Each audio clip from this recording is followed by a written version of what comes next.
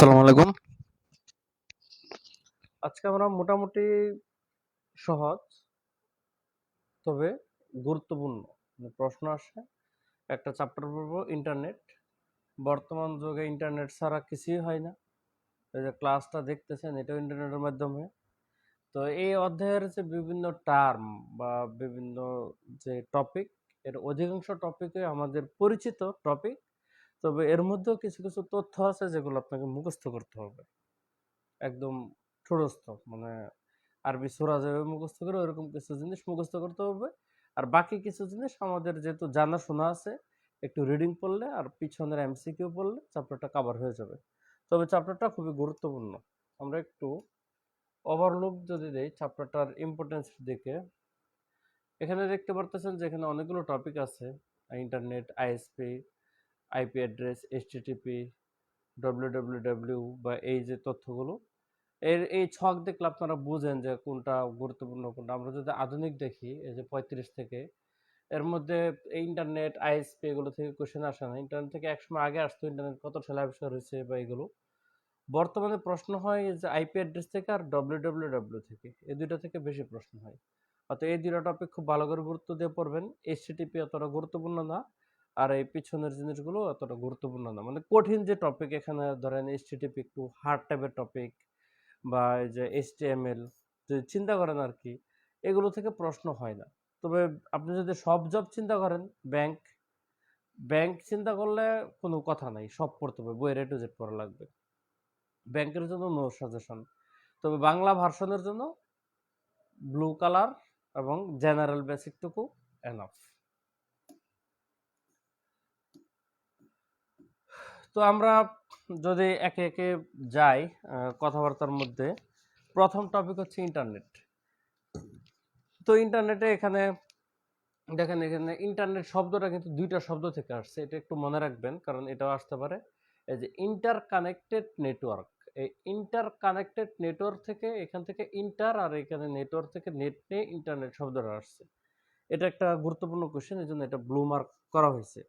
তো এই শব্দটার মানে কি? ইন্টার কানেক্টেড নেটওয়ার্ক মানে অনেকগুলো নেটওয়ার্ক পরস্পরের সাহায্যে কানেক্টেড থাকবে। বলতে পারেন যে দুনিয়াতে যত নেটওয়ার্ক আছে সবই পরস্পরের সাথে কানেক্টেড হইলেই এটা ইন্টারনেটের মাধ্যমে হয় আর কি। তো এই যে এক একটা কম্পিউটার দুনিয়াতে, আমার কম্পিউটার, আপনার কম্পিউটার বা আমার কম্পিউটারের সাথে ইউএসএ বা ইউকের কোনো একটা কম্পিউটারের যে কানেকশন, এই সবগুলোই কি ইন্টারনেটের আওতাভুক্ত। তাহলে এটার ফিনিশিং এ লাস্টে একটা কথা আছে, এটাকে গ্লোবাল নেটওয়ার্ক বলা হয়। অর্থাৎ সকল নেটওয়ার্কের মূল হচ্ছে এটা, জননী ইন্টারনেট। আমরা তো ধরেন এই ছোটখাটো একটা নেটওয়ার্কের মাধ্যমে কানেক্টেড হতে পারি। যেমন একটা অফিসের যতগুলো কম্পিউটার আছে, এই কম্পিউটারগুলো পরস্পর সাহায্যে নেটওয়ার্ক আওতাভুক্ত হতে পারে। বা একটা বিশ্ববিদ্যালয়ের যতগুলো দপ্তর আছে, প্রত্যেকটা দপ্তরে যে কম্পিউটারগুলো আছে, এরা একটা নিজেরা কানেকশন বিল্ড আপ করতে পারে, একটা নেটওয়ার্কের মধ্যে আওতাধীন হতে পারে। তো এটা কিন্তু ইন্টারনেট না। ইন্টারনেট হচ্ছে একদম সকল কিছু, দুনিয়াতে যা আছে সবকিছু পরস্পরের সাথে ইন্টারকানেক্টেড হবে। তো ইন্টারনেট এখানে আবিষ্কার করছে কে? নাম আছে মার্কিন যুক্তরাষ্ট্রের বিন্টন গ্রে কার্ভ। এখানে কত সালে আবিষ্কার করছে এটার একটা এখানে ইতিহাস আছে, ইতিহাসটা জানতে হবে। ইন্টারনেট অ্যাকাউন্ট গ্রহণকারীদের নেটিজেন বলা হয়। আমরা কিন্তু এই শব্দটার সাথে খুবই পরিচিত। আর এই কোশ্চেনটা একটা বিসিএস আসছিল আগে, 35-এর আগে, যে কম্পিউটার থেকে কম্পিউটারে তথ্য আদান প্রদান করার প্রযুক্তিকে কি বলা হয়? এটা হচ্ছে ইন্টারনেট। এটা হচ্ছে ইন্টারনেটের সংজ্ঞাটা আর কি। এটারে সাম আপ সংজ্ঞাটা হচ্ছে এটা। তো এখানে একটা ইন্টারনেটের ইতিহাস আছে, ইতিহাস তো আসলে বোঝানোর কিছু নাই, ইতিহাসটা পড়ে নেবেন। তবে এখান থেকে এই অর্পানেটের ফুল ফর্মটা পড়বেন। ফার্স্ট ইন্টারনেট তো এটাই হয়েছে 1969 সালে। আপনাকে যদি এক কথায় বলা যে ইন্টারনেট আবিষ্কার হয়েছে কত সালে, দেখেন আবিষ্কারের ধাপ কিন্তু শুরু হয়েছে 1960 সালে। তারপর 62 সালে বিভিন্ন প্রসেস হয়ে হয়ে 69-এ গিয়ে এটা আবিষ্কার হয়েছে, কারণ 69 সালে এটা পাবলিকলি করা হয়েছে। এখানে এই ইন্টারনেটের আহ, আসলে 60 থেকে যে 69, এখানে 9 বছরের যে একটা গ্যাপ আছে, এই গ্যাপের সাথে রেফারেন্স টেনে আহ, অনেকেই বলে আর কি যে আমেরিকা কোনো কিছু ওরা আগে নিজেরা আবিষ্কার করে, নিজেরা ইউজ করে, আহ, গোপনীয়ভাবে অন্যদের উপর নজরদারি করে, এরপরে একটা সময় গিয়ে তাদের যদি মনে হয় তখন তারা এটা পাবলিক করে। মানে ওরা আবিষ্কার করলেই সবকিছু যে পাবলিক করে দেয়, ব্যাপারটা এরকম না। এরকম একটা আর্টিকেল একবার পড়ছিলাম। এটার সাথে রিলেট করে তখন এক্সাম্পলটা দিছিল, যেমন এরা 1960 সালে এটা এরা ইউজ করা শুরু করছে নিজেদের মধ্যে, কিন্তু পাবলিকলি ইউজ করতে দিছে হচ্ছে যে 1969 সালে।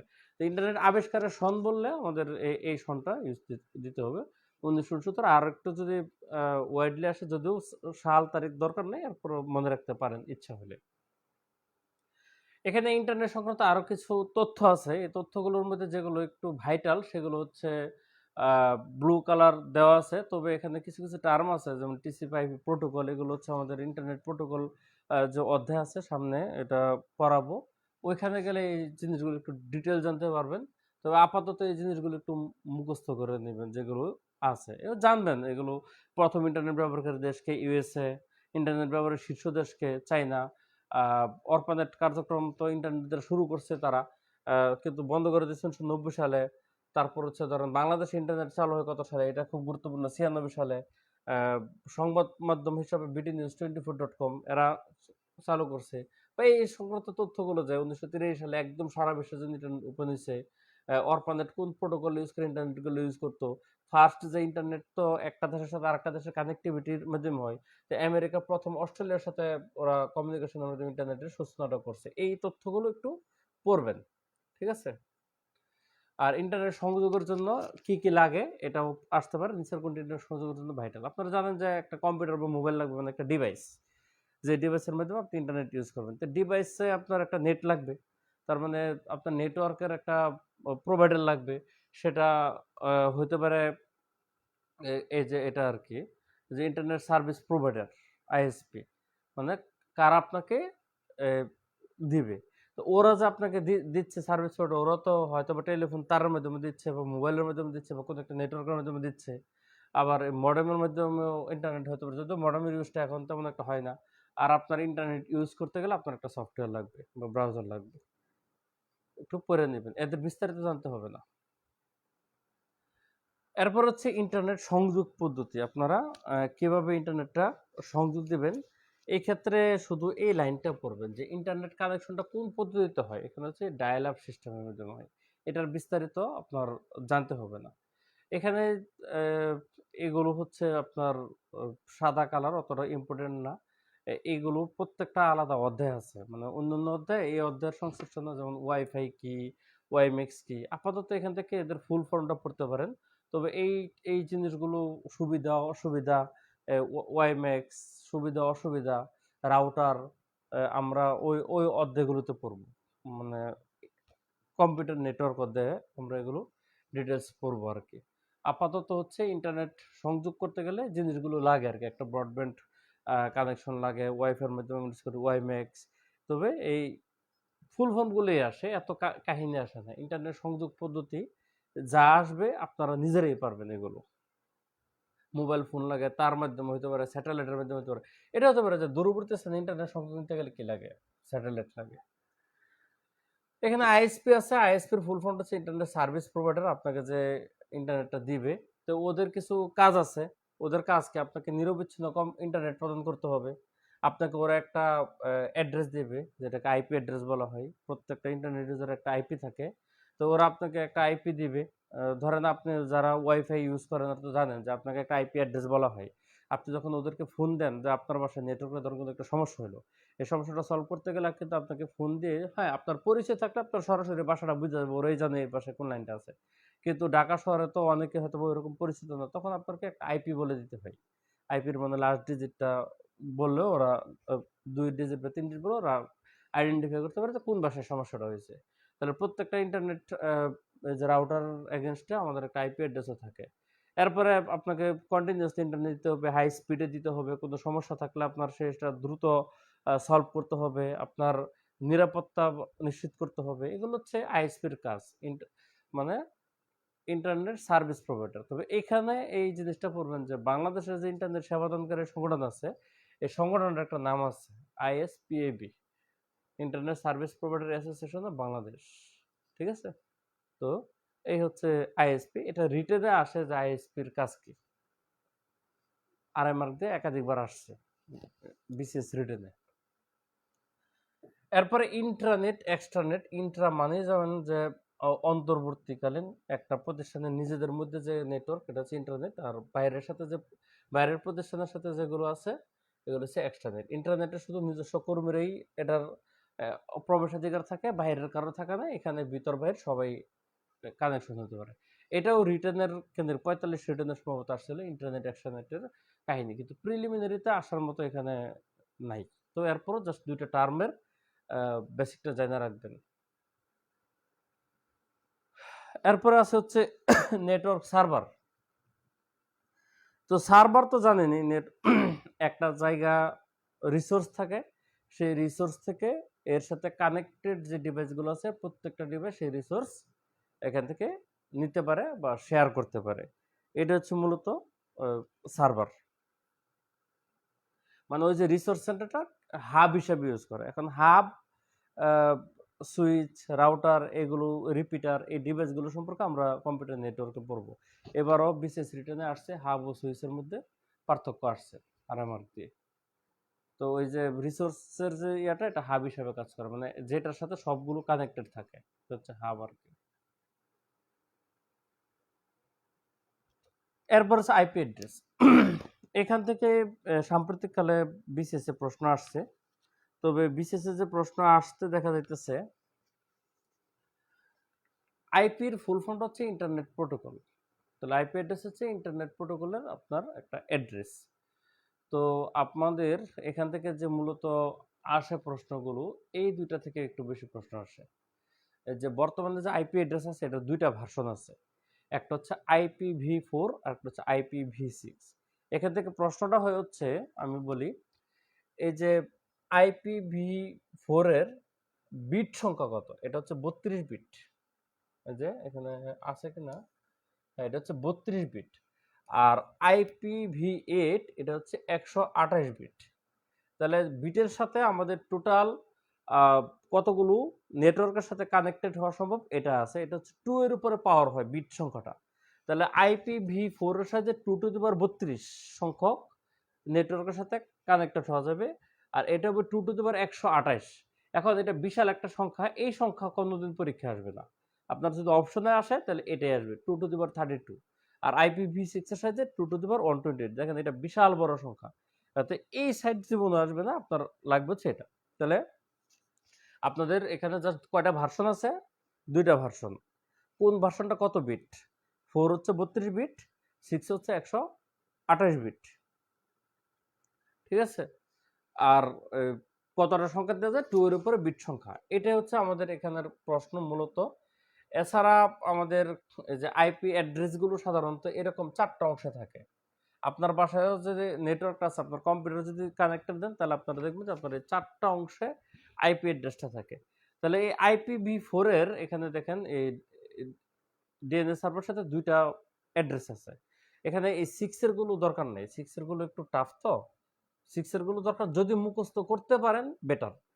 ঠিক আছে? মুখস্থ করতে পারলে বেটার, কারণ দেখেন 2001, 4860, 4860 এগুলো সেমই, শুধুমাত্র এই জায়গাটা পার্থক্য। 8888, 8844 দেখেন এটা কিন্তু এখানেও আছে। 8.8.8 এখানে 4টা অংশ কিন্তু মাস্ট লাগবে আইপিতে। তাহলে 1টা 2টা 3টা 4টা। এই জায়গাটাই কিন্তু ডট ডট ডট দিয়ে এখানে জাস্ট 4 এ 4টা অংশ ভাগ করা হয়েছে। তাহলে IPv4 এর 8.8.8.8 এটা একটা বিশেষ আসছে, 45তম প্রিলি সম্ভবত আসছে। আর এটাও হতে পারে I8, ওইখানে অপশন ছিল এটা। ঠিক আছে? অ্যাড্রেসের এটা অপশন ছিল, বাকিগুলো উল্টাপাল্টা ছিল। কিন্তু এটা ছিল না। দুইটাই কারেক্ট। এটা দিলে এটা দিবে না, এটা দিলে এটা দিবে না অপশনে। তো আপনারা IPv4 টা মুখস্থ মাস্ট করবেন, এটাও মুখস্থ করতে পারেন, খুব বেশি কঠিন না। কারণ যেহেতু বাকিগুলো সেম, শুধু লাস্টটা এটার মতোই রিপিটেড। এখানে ব্যাংকের পরীক্ষার জন্য এই জিনিসগুলো পড়তে পারেন যে IPv4 এর রেঞ্জের ভিত্তিতে এটার 5 ভাগে ভাগ করা হয়েছে। ভাগগুলো হচ্ছে ABCDE। এখানে আইপি রেঞ্জটা মুখস্থ করবেন। এগুলো আসে, যদিও এখানেও অনেক কোশ্চেন হয়, কিন্তু বিসিএস এ হবে না, বাংলা ভার্সন হবে না। এগুলো হচ্ছে ব্যাংকের জন্য শুধু। এই যে দেখেন, এর সিরিয়ালটা হচ্ছে 0 থেকে 127 পর্যন্ত। বি এর সিরিয়ালটা হচ্ছে 128 থেকে 191 পর্যন্ত। যে প্রথম যে ইয়াটা আর কি, যে IPv4 মানে আইপির যে 4টা অংশ, প্রথম 1 2 3 4 এগুলো বাদ। আপনার এই যে প্রথম যে অংশটা, এটার যে সিরিয়ালটা, যেমন এ সিকোয়েন্স হচ্ছে, যেমন দেখেন 126 একটা সংখ্যা দিচ্ছে, তার মানে এটা এ রেঞ্জের মধ্যে পড়ে। ঠিক আছে? তাহলে এখানে রেঞ্জটা দেওয়া আছে, একটু মুখস্থ করুন। মূলত এবিসি এগুলো হচ্ছে একটু স্পেশাল, তাহলে এগুলো এটার মধ্যেই থাকে।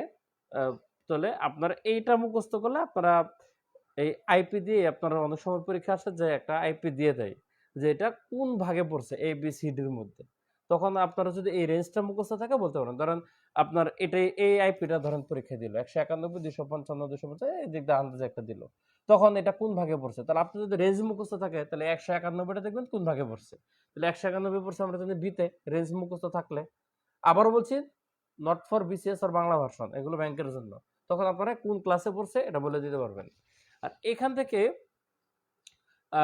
একটু আছে, যেমন দেখেন এই যে IPv4, এটা তো হচ্ছে মূলত 32টা বিট। এই 32টা বিট 4টা ভাগে ভাগ হয়, 8 8 8 8 4 8 32। তো এখানে এই যেমন এই সেকশনের প্রথম যে 8টা বিট, যেটা এই 8টা বিট হচ্ছে নেটওয়ার্কের জন্য, আর শেষের 24টা হচ্ছে হোস্টের জন্য। খেয়াল করেন, আস্তে আস্তে এই নেটওয়ার্ক বিটটা বাড়ে, হোস্ট বিটটা কমে। যেমন বিতে দেখেন আপনার 16টা হচ্ছে নেটওয়ার্ক, 16টা হচ্ছে হোস্ট, সমান সমান। আবার সি থেকে 24টা হচ্ছে নেটওয়ার্ক, আর শেষের 8টা হচ্ছে হোস্টের জন্য। এই সংক্রান্ত ব্যাংকে পরীক্ষা আসে যে যেমন সি টাইপ IPv4 নেটওয়ার্কে নেটওয়ার্ক হোস্ট বিট কয়টা থাকে, তাহলে সি টাইপে হোস্ট বিট কয়টা থাকে, তাহলে হোস্ট বিট থাকবে 8টা। বা বি টাইপে নেটওয়ার্ক বিট কয়টা থাকে, ঠিক আছে, 16টা। এই তথ্যগুলো মুখস্থ করবেন ব্যাংকের পরীক্ষার জন্য। বিসিএস আর বাংলা ভার্সনে দরকার নেই, এখানে একটা এক্সাম্পল দেওয়া হয়েছে আর কি, একটু পড়ে নেবেন। এরপর হচ্ছে ডোমেন নেম।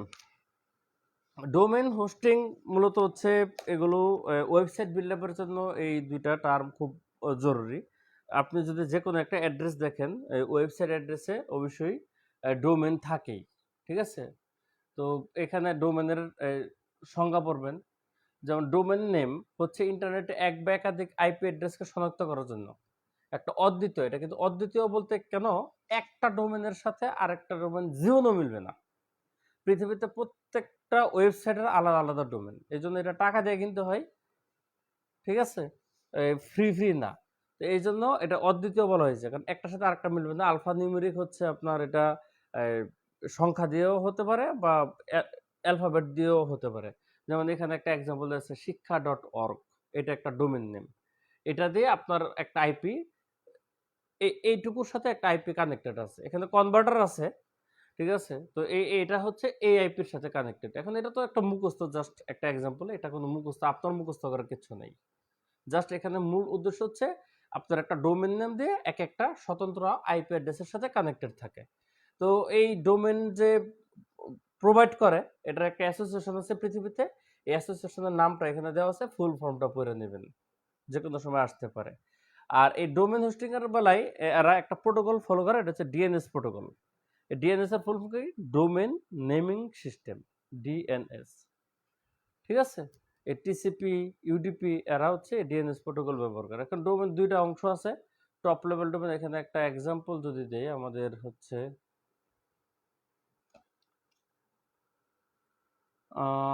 এই জায়গাটা এখানে বইয়ের মধ্যে আছে, আসলে এখানে মিসিং হয়ে গেছে। আমি বইয়ের মধ্যে দিছি একটা এক্সাম্পল, এই যে এখানে আপনাদের একটু দেখাই। এই যে দেখেন এটা যদিও এটা ওয়েবসাইট নাই, জাস্ট এমনি একটা এক্সাম্পল হিসেবে দিছি, www.cocktailseries.com।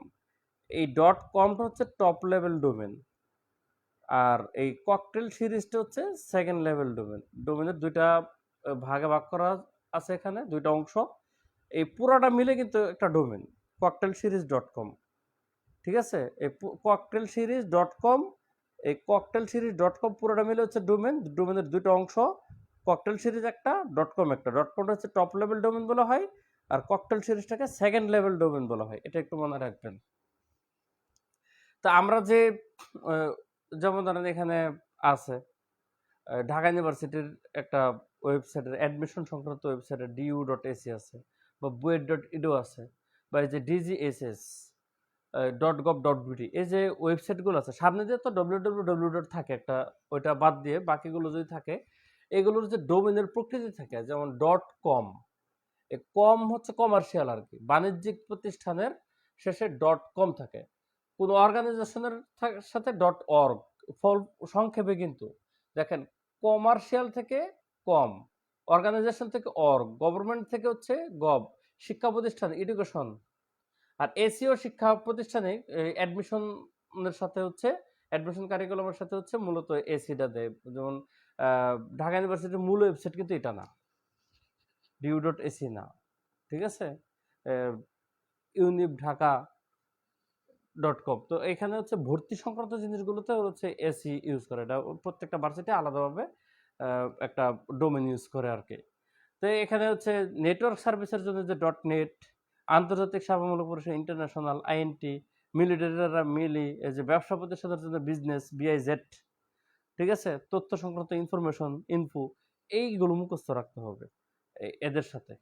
Example not necessary, example হচ্ছে আপনার বোঝার জন্য দেওয়া হয়েছে, কিন্তু পরীক্ষায় এগুলো আসে যে রাষ্ট্রীয় প্রতিষ্ঠানের আমাদের ডোমেনের প্রকৃতি, যে রাষ্ট্রীয় প্রতিষ্ঠানের এই সিস্টেমটা কিরকম হয়, তখন এই যে এইভাবে এখান থেকে আমাদের পড়তে হবে। আর দেশের প্রেক্ষাপটে হয় যেমন আমাদের বাংলাদেশে বিডি, ইন্ডিয়া আইএন, অস্ট্রেলিয়া এইউ, এগুলো সব দেশ লাগবে না, যেহেতু আমরা বাংলাদেশ একটা লাগলেই চলবে। মানে এত দেশ আপনি কয়টা পড়বেন, জাস্ট এখানে দেওয়া হয়েছে আর কি।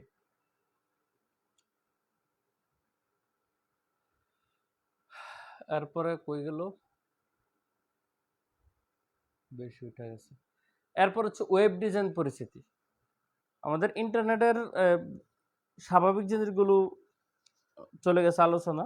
এরপরে এটার দুইটা অংশ ভাগ আর কি অধ্যায়টা, এখানে হচ্ছে আরেকটা ভাগ, ওয়েব ডিজাইন পরিস্থিতি এবং HTML। তো বলতেছি একটু পানি খেয়ে আসি।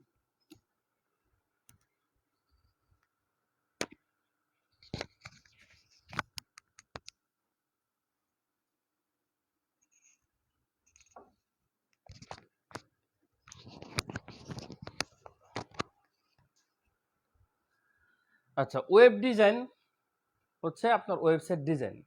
এখন ওয়েবসাইট ডিজাইনের জন্য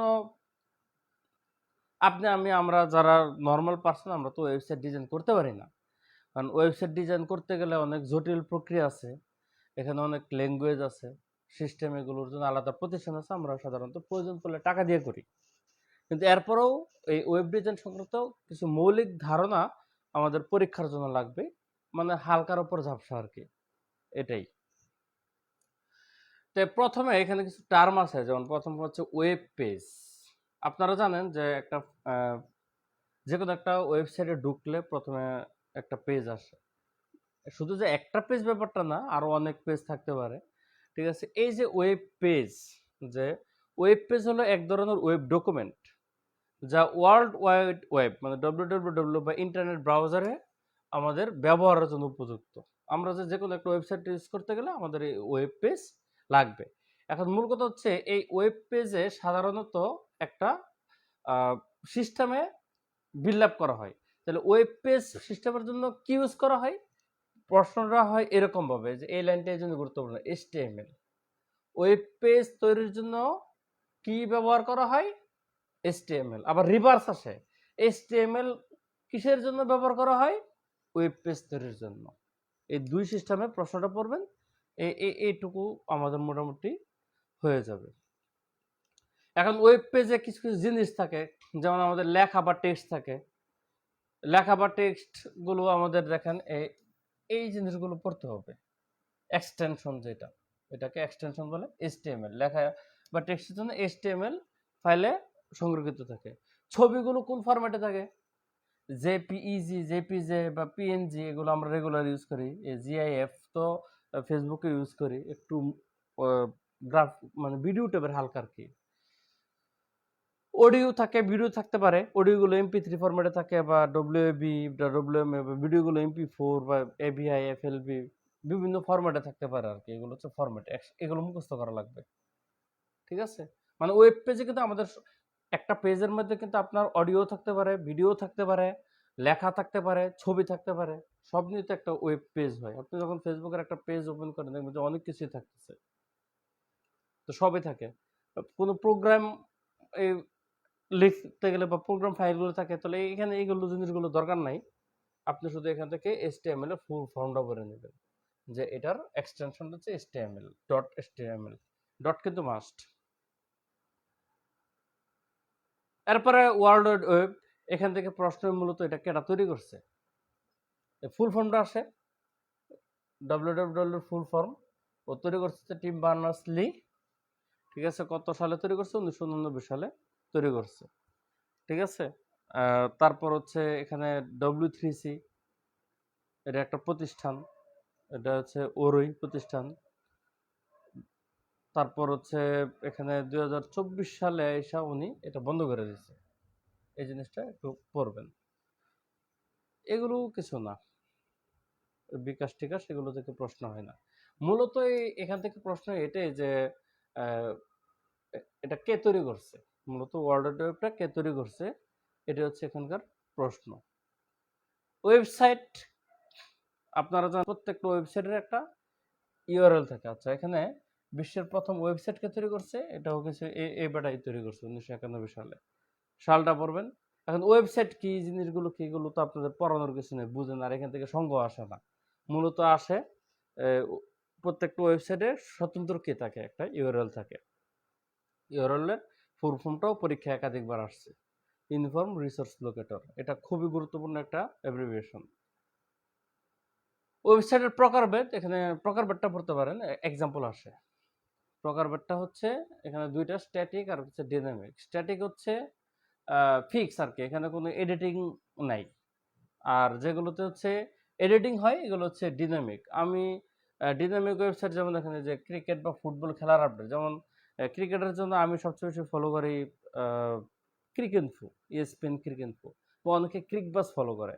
এখন দেখেন সকাল ধরেন 10টা বাজে একটা টেস্ট ম্যাচ শুরু হয়েছে, এখন 10:30টায় দলীয় স্কোর যদি হয় একটা, নিশ্চয়ই 10:45 ওই স্কোরটা হবে না, তাহলে স্কোরটা আপডেট করতে হবে এবং আপনিও সে আপডেটটা দেখবেন। তাহলে যে সমস্ত ওয়েবসাইটের ওয়েব পেজে কোনো ডকুমেন্ট, তথ্য, ইনফরমেশন কন্টিনিউয়াসলি চেঞ্জ হয় বা চেঞ্জ করা পসিবল, সেগুলো হচ্ছে ডিনামিক ওয়েবসাইট। আর যেগুলো একদম ফিক্স, যেমনি মানে সেমনি কোনো এডিটিং মেডিটিং কিছু হয় না, এগুলো হচ্ছে স্ট্যাটিক ওয়েবসাইট। এখন স্ট্যাটিক ওয়েবসাইট তৈরি করতে গেলে আমাদের কি সিস্টেম, কি ভাষা ব্যবহার করতে হয় এটা পড়তে হবে, HTML CSS। এটাও আসে যে HTML ইউজ করে কোন ধরনের ওয়েবসাইট তৈরি হবে, স্ট্যাটিক ওয়েবসাইট তৈরি করার জন্য কোন ভাষা ব্যবহার করা হয়, আর ডিনামিক ওয়েবসাইটের জন্য কোন ধরনের ভাষা ব্যবহার করা হয়। এই জিনিসগুলো একটু এখান থেকে পড়ে নেবেন। আমি প্রশ্নের কাঠামো বলে দিচ্ছি, তখন পড়াটা পড়তে পারেন। এটা খুবই ভাইটাল একটা জিনিস, এগুলোর নিয়ে স্টোরিও আছে। স্টোরি এখন জানার দরকার নেই বা বলার টাইমও নাই, ক্লাসটা অনেক রাতে নিচ্ছি। তো আপাতত আপনারা যে কোনো কিছু সার্চ করতে গেলে, ওয়েবসাইটে কোনো কিছু সার্চ করতে গেলে অনেক সময় এই জিনিসগুলো আসে। তো এই জিনিসগুলো কোনটার মিনিং কি এটা একটু পড়া লাগবে। এর মধ্যে সবচেয়ে পপুলার হচ্ছে এই জিনিসটা, এটা একটা রুম নাম্বার আর কি, মূলত রুম নাম্বার থেকে এই জিনিসটা আসছে। স্টোরিটা অনেক হয়তো বা জানেন, তবে এইটা খুবই ভাইটাল একটা ইনফরমেশন, এটা পড়ে নেবেন, ঠিক আছে। যে কোনটা দিয়ে কোন মিনিং, যেমন 404 পেজ নট ফাউন্ড, এর অর্থ হচ্ছে ওই যে পেজটা আপনি সার্চ করতেছেন এটা পাওয়া যায়নি, মানে যে ওটা করছিল বা দিছিল সে হয়তো এটা ডিলিট করে দিচ্ছে, সরাই ফেলছে, রিমুভ করে ফেলছে। ওয়েব ব্রাউজার, আমাদের ওয়েবসাইট ইউজ করতে গেলে অবশ্যই ব্রাউজার লাগবে। এখন মোবাইলের বেলায় এক ধরনের ব্রাউজার থাকতে পারে, পিসিতে ইউজ করতে গেলে এক ধরনের ব্রাউজার থাকতে পারে। যদিও অনেক ক্ষেত্রে দুই ধরনের ব্রাউজার সেম হয়, যেমন ধরুন গুগল ক্রোম আমরা মোবাইলে ইউজ করতে পারি, পিসিতে ইউজ করতে পারি।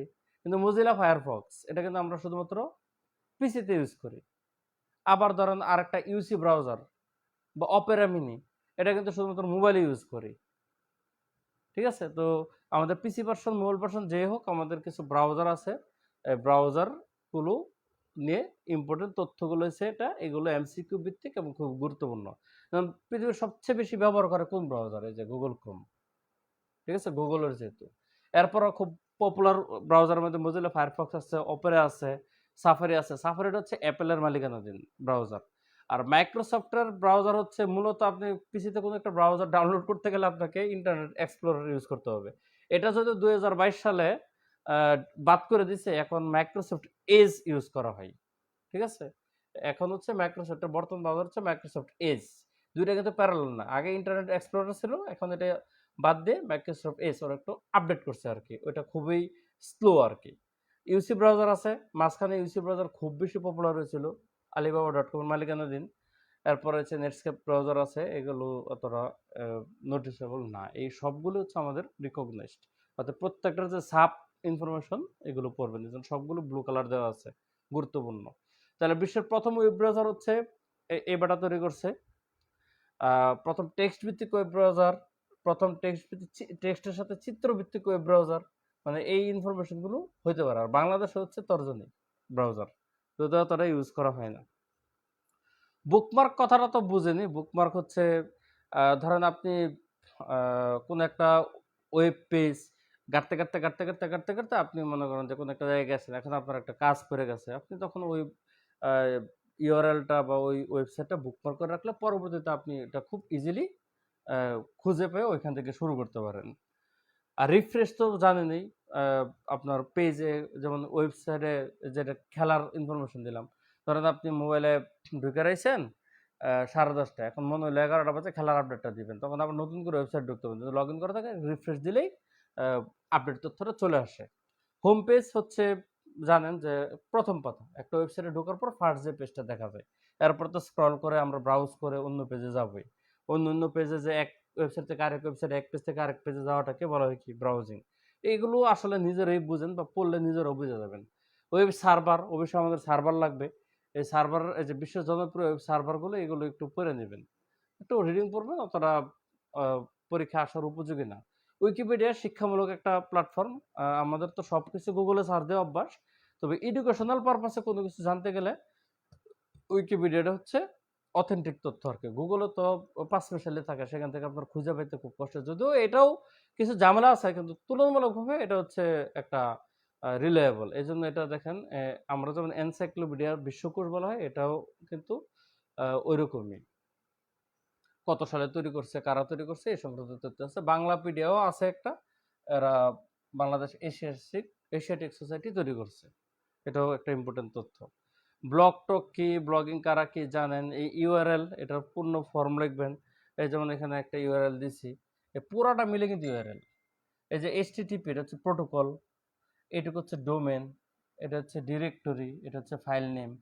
আপনারও কিন্তু একটা ইউআরএল আছে ফেসবুকে, আপনি দেখবেন www.facebook.com স্ল্যাশ দিয়ে আপনার নামে কিছু একটা অথবা আছে, যেমন আমার আশরাফুল, সুজন, এরকম টাইপের, বা আপনারও কিন্তু প্রত্যেকটা জিনিসের একটা ইউআরএল আছে। ইউআরএল কখনোই ম্যাচ হবে না।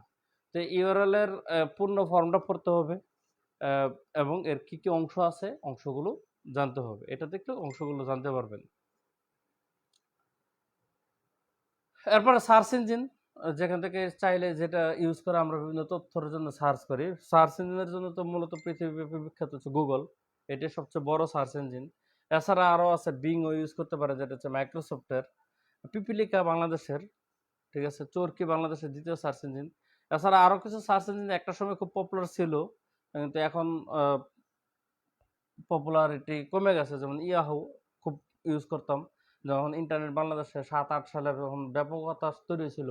গুগল তো আসলে শুরুতেই এত পপুলার হয়ে যায় নাই, তো একটা সময় এরাও খুব নাম করা ছিল। তো সার্চ ইঞ্জিন অপটিমাইজেশন, এটা আসলে মূলত অনলাইন মার্কেটিং এর জন্য এই জিনিসটা দরকার, এসইও, ঠিক আছে। মানে এসইও হচ্ছে, ধরেন আপনি কোন একটা কিছু যে সার্চ করলেন, যে জুতা কিনবেন, জুতা কিনতে গেলে জুতার ব্র্যান্ড তো থাকতে পারে 100টা। এখন আপনি সার্চ করলেই প্রথম দিকে যেগুলো আসে, যেন প্রথম দিকে যেন আপনার কোম্পানি, ধরেন আপনার একটা জুতার কোম্পানি আছে, আপনি চাইতেছেন যে কেউ জুতার দিয়ে সার্চ দিলে যেন আপনার কোম্পানির নামটা প্রথমে শো হয়, ওইগুলো হচ্ছে এসইও, সার্চ ইঞ্জিন অপটিমাইজেশন। এটাই বলা আছে, রিডিং পড়তে পারেন। কুকি শব্দটাও ব্যাংকের পরীক্ষার জন্য গুরুত্বপূর্ণ। এখন কুকি হচ্ছে, দেখবেন যে আপনি যখন মোবাইলে কোনো কিছু ব্রাউজ করেন, একটা হাইপার লিঙ্ক ইউজ করে যখন আরেকটা পেজে যান, দেখবেন যে আপনার কুকিজকে আপনি অ্যালাউস করেন নাকি করেন না, এরকম পারমিশন আছে। সো যদিও অ্যালাউ না করাটাই বেটার, কিন্তু রিলায়েবল হলে করলে বেটার যদি আপনি ওই সাইটগুলোতে রেগুলার ইউজ করেন। কারণ কুকি হলো কোন ওয়েবসাইটে কাজ করার তথ্য সম্বলিত কিছু ফাইল, যা ইন্টারনেট ব্রাউজারের ক্যাশ মেমোরিতে জমা থাকে। একবার কুকি সংরক্ষিত হওয়ার পর ওই সাইটে পুনরায় ব্রাউজ করলে পূর্বের চাহিদা অনুসারে আপনার তথ্যপত্র শো করবে আর কি। এখন কুকির সমস্যা হচ্ছে যে অতিরিক্ত কুকি জমলে কম্পিউটার স্লো হয়ে যায় বা অনেক সময় ভাইরাস এফেক্টেড হতে পারে। ওয়েবসাইট কাঠামো, এই হোম পেজ কথাটা বলা হয়েছে, হোম পেজটা দরকার, এগুলো দরকার নেই।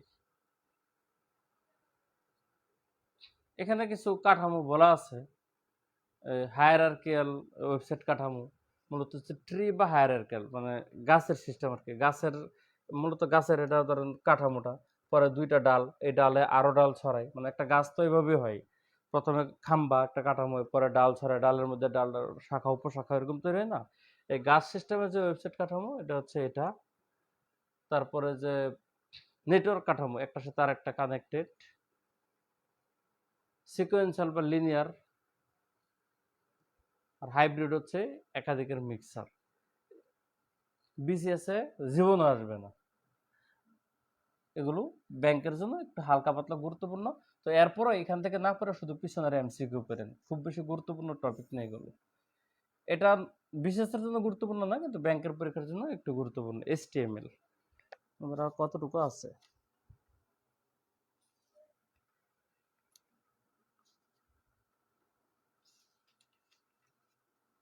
ইউআরএল গেলাম, এগুলো করলাম।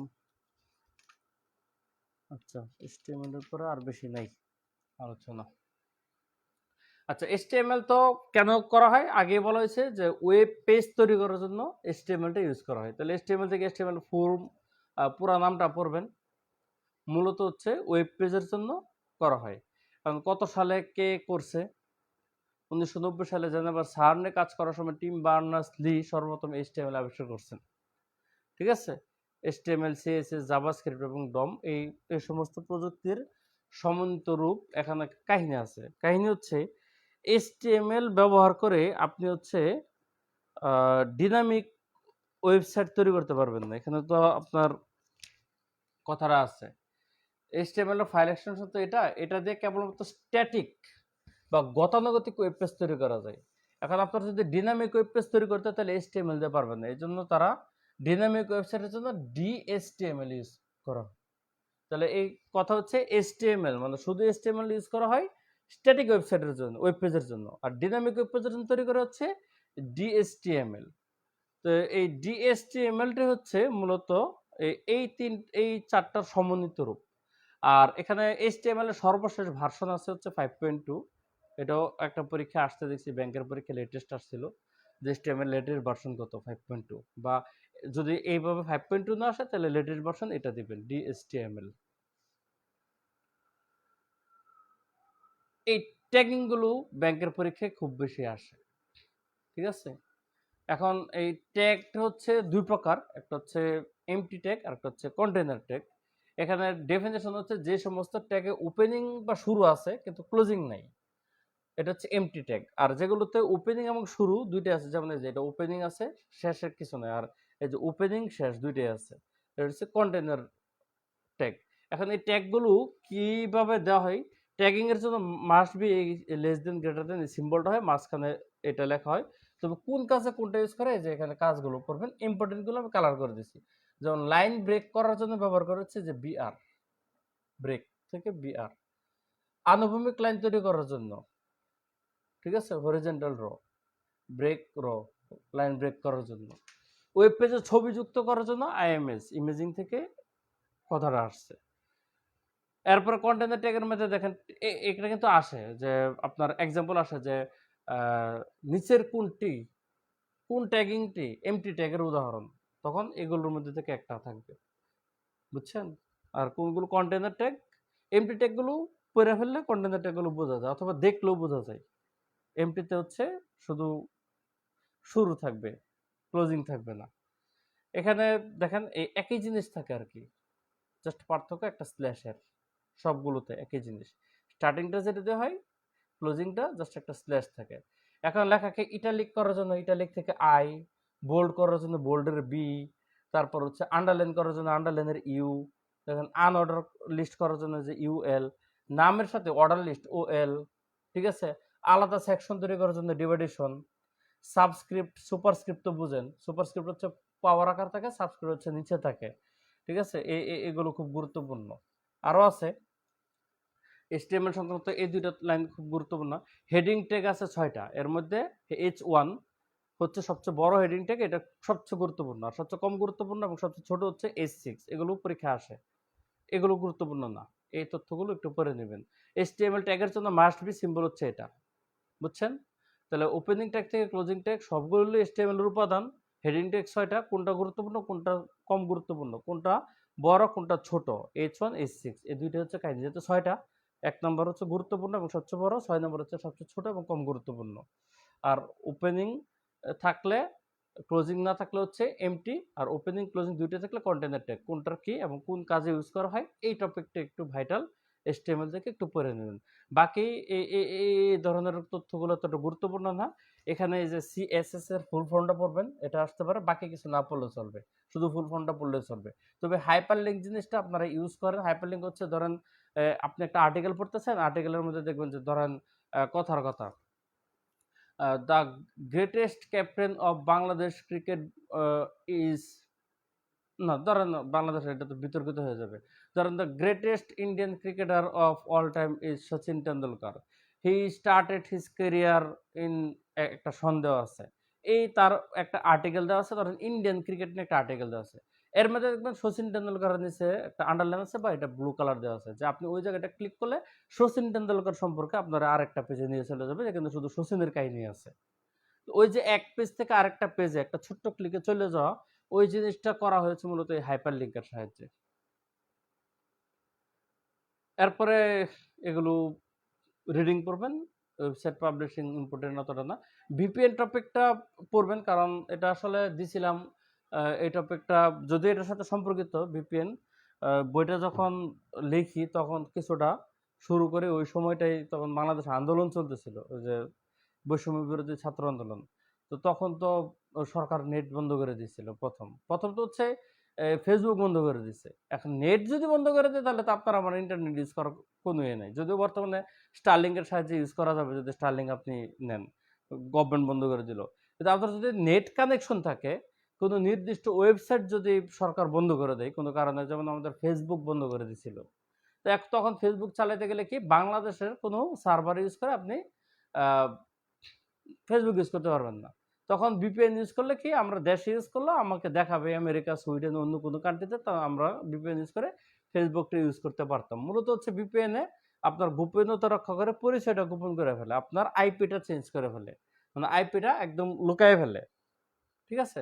তাহলে ভিপিএন এর ফুল ফর্মটা বলবেন, ভার্চুয়াল প্রাইভেট নেটওয়ার্ক। আমাদের ভিপিএন কি কাজ করে, কোন পারপাসে ইউজ হয়, এই জিনিসগুলো মোটামুটি আপনাদের জানা আছে যে কেন ইউজ করা হয়। শুধু ফুল ফর্মটা ইম্পর্টেন্ট, একটু পড়ে নেবেন, আসতে পারে যেহেতু রিলেটেড আলোচনা। এরপর তো আমাদের প্রশ্ন শুরু হয়েছে, দেখেন প্রশ্ন এখান থেকে ইন্টারনেট থেকে এসে, ইন্টারনেট চালুর বছর 1969। কম্পিউটার টু কম্পিউটার তথ্য আদান প্রদান করার প্রযুক্তি কি বলে, ইন্টারনেট। খুবই ইজি টপিক। আইপি অ্যাড্রেস থেকে তো এই যে দেখছেন বলছে IPv4 এর আমাদের গুগল ডিএনএস সার্ভার কি 8888, আর একটা ছিল 8844। 8844টা তো নাই, 8888 আছে। আর এটা হচ্ছে দেখেন IPv4 কত বিটের, 128 বিটের, আর IPv4 হচ্ছে 32 বিটের। এরপরে যে www থেকে কি, ইন্টারনেট জগতে হাইপার লিঙ্ক ডকুমেন্টগুলোর কালেকশনটা কি, www। এরপরে যে অ্যাপাচি কি, মাইক্রোসফট রাইজ কি, এগুলো প্রথম ওয়েব ব্রাউজার কোনটা, যে www, নিচের কোনটি ছাড়া ইন্টারনেট প্রবেশ করা যায় না, এগুলো আছে। সার্চ ইঞ্জিন কোনটা সার্চ ইঞ্জিন নয়, আপনি যদি জানেন তাহলে বুঝতে, বিং, গুগল, ইয়াহু সবই সার্চ ইঞ্জিন, সাফারি না, ঠিক আছে? সাফারি হচ্ছে ব্রাউজার, এগুলো সার্চ ইঞ্জিন, সাফারি হচ্ছে ব্রাউজার। ইউআরএল নিয়েও একটা প্রশ্ন আসছে, নিচের কোনটি একটি প্রতিষ্ঠানের ওয়েব ঠিকানাকে নির্দেশ করে, HTML না, সরি, ওয়েব ঠিকানাকে নির্দেশ করা হচ্ছে ইউআরএল, আর ওয়েব পেজ তৈরি করার জন্য হচ্ছে HTML ইউজ করা হয়। এই হচ্ছে বিসিএস এর প্রশ্ন। এরপরে পিএসসি প্রশ্ন টপিক টু টপিক তো দিছি, এখানে আপনারা এই প্রশ্নগুলো অবশ্যই পড়বেন। তবে বিসিএস পরীক্ষার জন্য ব্যাংকের কোশ্চেনগুলো একটু স্কিপ করলেও চলবে। আমি তো প্রত্যেকটা টপিকেই আপনাকে প্রথমে কি করছি, বাংলা জিনিসগুলো, যেমন ধরেন আইপি অ্যাড্রেস একটা টপিক, এখানে যে বাংলা যেগুলো আছে বা একটু পাশে বাংলা শেষ হওয়ার সাথে সাথে একটু ইয়া দেখবেন, যে কোনো কোনো পরীক্ষা, যেমন ধরেন এটা ইংলিশে কোশ্চেন আসছে, FTP, ঠিক আছে, কিন্তু এটা আসছে বীমা কর্পোরেশন, তো ওরা ইংলিশে কোশ্চেন করে, তো খাদ্য মন্ত্রণালয়, এটাও পড়তে হবে। যেগুলো হচ্ছে যে ভার্সিটি গুচ্ছ বা যেগুলো হচ্ছে আমাদের ব্যাংকে আসছে, এই জিনিসগুলো আপনারা বাংলা ভার্সনে স্কিপ করতে পারেন। যেমন ধরেন এটা হচ্ছে কম্বাইন্ডলি একটা কোশ্চেন, যেমন অডিটরও আসছে, সোনালী ব্যাংকের পরীক্ষা আসছে, তো এটা তো আপনার অডিটরটা হচ্ছে একটা বাংলা টাইপেরই একটা পরীক্ষা, যদিও কোশ্চেনটা ইংলিশে আসছে। তো পড়ার সময় এই জিনিসগুলো একটু ফলো করবেন। আলোচনা পড়লে মোটামুটি 90% কোশ্চেন এখানে পাবেন, তবে 10% কোশ্চেন আলোচনার মধ্যে নাই। এগুলো খুবই বিক্ষিপ্ত আলোচনা আসছে। আমি যদি ওইগুলোকে আলোচনায় ঢুকাইতে চাই, তাহলে আলোচনা অনেকটা কমপ্লেক্স হয়ে যাবে। এজন্য ওইগুলো আলোচনার ভিতরে ঢুকাই নেই, তবে সংশ্লিষ্ট কোশ্চেনটা চ্যাপ্টারের শেষে আমি দিয়ে দিছি। আপনারা এমসিকিউ প্র্যাকটিস করলে হয়ে যাবে। আর ব্যাংকের পরীক্ষাগুলোতে একটু রিপিট হওয়ার টেন্ডেন্সি ভালোই আছে। ঠিক আছে? আল্লাহ হাফেজ, ভালো থাকবেন।